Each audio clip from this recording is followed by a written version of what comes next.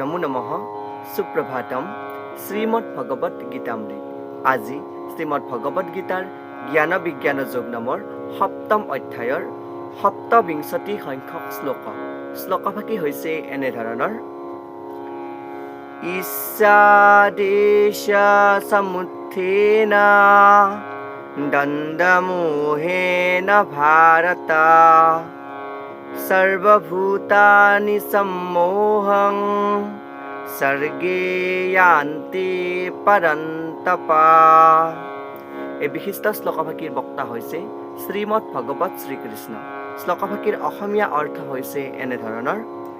হে ভাৰত, হে পৰন্তপ, ইচ্ছা আৰু দেশৰ পৰা উদ্ভৱ হোৱা দ্বন্দ্বৰ দ্বাৰা বিভ্ৰান্ত হৈয়েই সকলো জীৱই এটা মোহিত অৱস্থা লৈয়ে জন্ম লয় বুলি কোৱা প্ৰসংগত ভগৱান শ্ৰীকৃষ্ণই সখা অৰ্জুনৰ আগত এই বিশিষ্ট শ্লোকভাগীৰ অৱতাৰণা কৰিছে।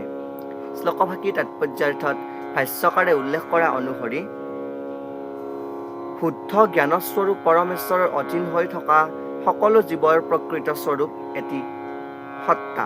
যেতিয়া এই শুদ্ধ জ্ঞানৰ পৰা বিচ্ছিন্ন হৈ মোহাচ্ছন্ন হোৱা জীৱই মায়াৰ শক্তিৰ দ্বাৰা নিয়ন্ত্ৰিত হ'বলৈ আৰম্ভ কৰে, তেতিয়াই পৰম পুৰুষ পৰমেশ্বৰৰ স্বৰূপ বুজিবলৈ অপাৰগ হৈ পৰে আৰু তেওঁলোকক ইয়াতে দুৰ্ভাগ্যকৰ বুলিও কৈছে।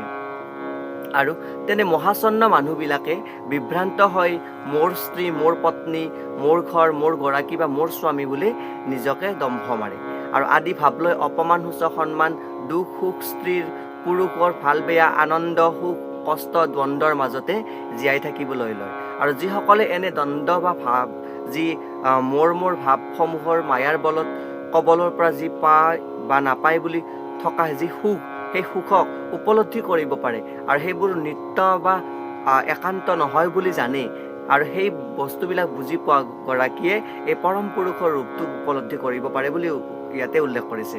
আৰু যিসকলে এই দ্বন্দ্বভাৱৰ মায়াৰ কবলত পৰে তেওঁলোকে নিতান্তই মূৰ্খ আৰু সেইবাবে তেওঁলোকে ভগৱানৰ পৰম পুৰুষৰ যি মুখ্য স্বৰূপ সেই স্বৰূপটো বুজি নাপায় বুলি কৈছে।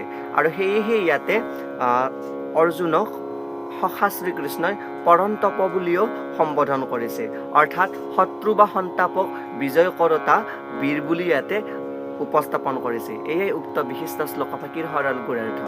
ধন্যবাদ।